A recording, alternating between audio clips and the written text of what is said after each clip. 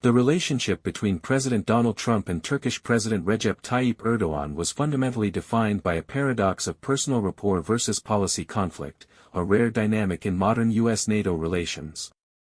Their frequent phone calls and personal affinity, often termed a bromance, served as an unconventional, high-level diplomatic channel that frequently bypassed traditional State Department and Pentagon bureaucracy. This personalized approach allowed the two leaders to manage, or at least defer, crises that would have likely crippled bilateral relations under other administrations, creating an element of diplomatic unpredictability. The single most destructive issue to the official US-Turkey alliance was Ankara's 2017 decision to acquire the Russian S-400 Triumph surface-to-air missile system, a move universally viewed by the Pentagon as a direct threat to NATO security and US technology. This purchase was deemed incompatible with Turkey's role as a NATO partner and led directly to the severe U.S. punitive action of removing Turkey from the F-35 Joint Strike Fighter program, effectively denying Ankara access to the alliance's most advanced fighter jet. This dispute established the transactional baseline for all subsequent high-level meetings.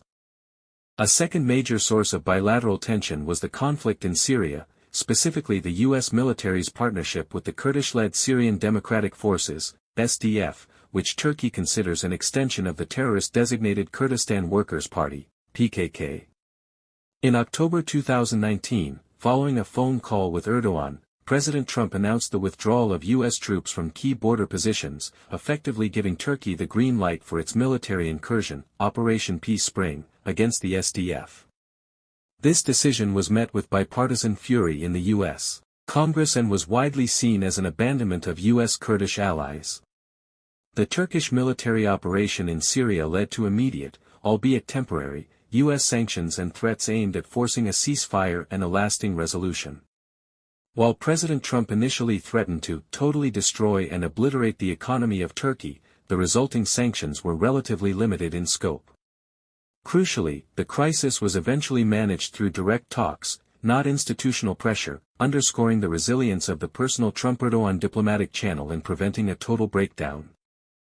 Despite these deep policy fractures, their relationship saw moments of mutual interest and collaboration, primarily in the economic and energy sectors. Both leaders frequently expressed an ambition to raise the bilateral trade volume to $100 billion, and their meetings often included discussions about major deals, such as Turkish purchases of Boeing aircraft and the deepening of cooperation on energy, including liquefied natural gas, LNG, purchases. These positive talking points were often emphasized to overshadow the defense and security disagreements. Erdogan's November 2019 White House visit became a pivotal moment where the personal relationship was used to directly engage U.S. policymakers. During this visit, Trump controversially brought several Republican senators into the Oval Office meeting, allowing Erdogan to directly lobby Congress members on key issues such as the S-400 and the extradition of Fethullah Gulen, whom Turkey blames for the 2016 coup attempt. The visit demonstrated Erdogan's unique access and influence via the U.S. president.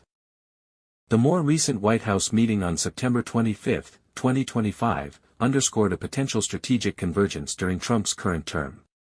The key item on the agenda was the potential reversal of the F-35 ban, with Trump signaling that a resolution to the S-400 impasse was achievable. This gesture was a significant win for Erdogan, demonstrating that the political window for full defense industrial cooperation could be reopened under Trump's leadership. The conflict in Ukraine and the ongoing war in Gaza added new strategic dimensions to their dialogue. Trump publicly pressured Erdogan to curtail Turkey's large-scale purchases of Russian oil, recognizing Turkey's economic leverage over Moscow, yet ultimately deferring to Erdogan's neutral stance. Simultaneously, Trump praised Erdogan as a critical partner and a potential intermediary or go-between in both conflicts, leveraging Turkey's unique position as a NATO member that maintains strong relations with Russia and actively engages with Hamas. From the Turkish perspective, the Trump era represented an opportunity to reassert Turkish regional power and stabilize its foreign policy against mounting external pressures. Erdogan sought to utilize his personal connection to Trump to gain concessions, especially regarding the Kurdish issue and the restoration of military deals.